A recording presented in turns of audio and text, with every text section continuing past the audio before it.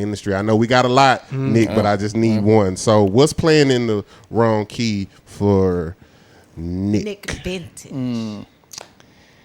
I'd have to say, like, hold on a second. You told me to have this locked and loaded, not to give away the secrets behind the showroom. But, like, do you mean just in the industry overall? Like, what happens? Yeah, stuff that happens, stuff that irritates you. I think false rumors that take a life of their own. Unpack that affect people. Yeah. Unpack that. Unpack that? Yeah. Yes. Okay, so I had a circumstance. I had a bandmate one time, female. Anthony Jeselnik.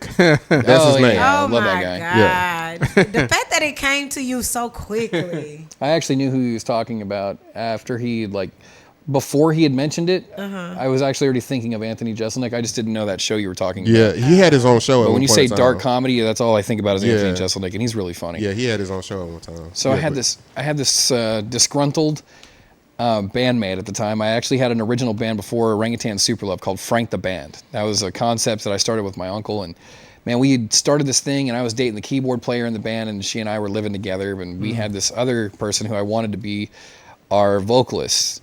Man, if I say names, it's like one of those situations where that will still, I mean, they already know that we have problems with each other, and I've already aired this shit out, so to me it doesn't matter, but Do what you feel. You don't have to say names, but at the same time, or give them code names. Yeah. Alias. Alias names, yeah. No.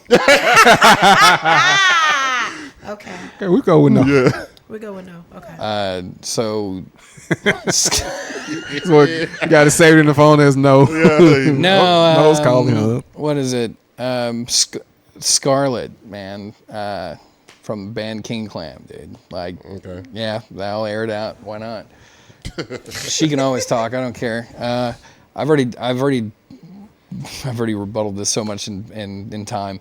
It's crazy. So like so at the time, I mean, we were all younger, and she was living in some sort of lifestyle, but she would never show up to our band practices, man. And like, we went to the Balcony Club one day without her to go hang out with Liz Michael on the Monday Night Showcase. And Orangutan Super Love was the new band. No, it was Frank the Band at that time. Sorry. Frank the Band, we went up without her, even though I kept trying to get her to go. I was like, hey, we're going to go to practice, and then we're going to go to the Balcony Club. And we've never been there before. It was my first time.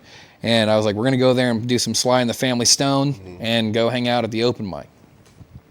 She didn't show up. But the first time we ever stepped foot on that stage, you know, and I didn't know it was one of those things because I'd never been. They only let like one person go up on the stage. Yeah. We went and took it as a band. My bass player, key player, and then like someone had played drums with me, and I did guitar and vocals. And we won the very first ever golden mic that was given out at the Balcony Club. Oh, wow. Yeah, so the very first golden mic that was ever given out at the Balcony Club, our band got. And Scarlett was so offended that she didn't get this mic trophy. Yeah. And she claimed it at the time. She was being very narcissistic. Like, oh man, that was my club you guys performed at, and you got this thing. And I was like, okay. Well, later on, I ended up exploding at a bandmate during a band practice, and then she quit the band saying that it reminded her too much of, like, you know, she got triggered or whatever. And I was like, all right, well, here I am on the whatever, and I'm stuck without that, you know. And she just left, and I was like, whatever. And so years go by, and I was with who later became my wife. I was hanging out at this thing, and her friend who had came up, who was also Shout out to wifey. Yeah, who was there, randomly came up to me drunk at our table. We were on a date, actively on a date before she was my wife, and this girl comes up who happens to be the guitarist for the band that Scarlett's in now, and was like, she's like, oh, well, she looks at my wife and goes, well, I just hope he's not like the way he used to be, like real sexually charged and stuff beyond people. Oh, wow. And that rumor that was falsely spread. The face that I just made, I was like, dang. Dude, the rumor that grew out of that. Oh my gosh. Sexually charged. Sexually charged is so vague it takes a life of its own. Next thing I knew, I was like some like predator. You know what I mean? Yeah. On the team, it was like then it got around, and then by the time I confronted people on it, everyone wanted to save face on it, but my wife had my back. I'm like one of the least sexually motivated people I know.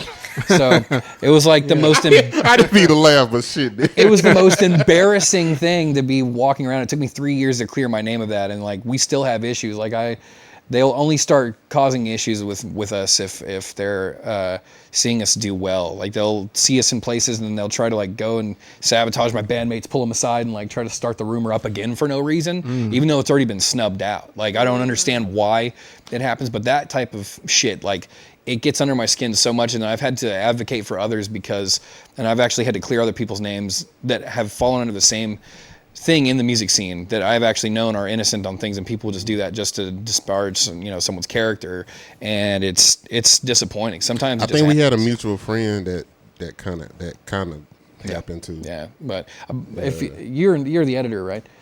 I am. You're the editor, right? Yeah. Do you ever bleep anybody?